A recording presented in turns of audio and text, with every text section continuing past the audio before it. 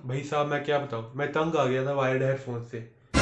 फिर उसके बाद मुझे मिले नॉइस के एयरफोन्स। अब मैं बड़ा खुश हूँ क्योंकि ये कहीं नहीं उलझते और कहीं नहीं फंसते। तो सीधा ऐसे करो और ये ऐसे और ऐसे।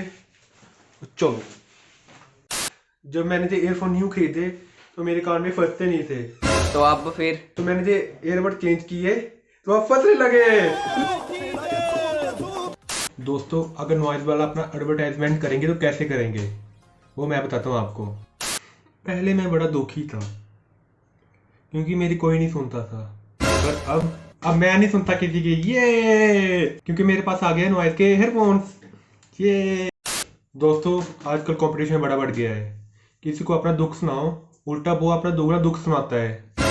क्या करे, सुनने से बचने के लिए आ गए हमारे पास नॉइज के एयरफोन्स। ये भाई ये कौन से एयरफोन है? नॉइज के, ये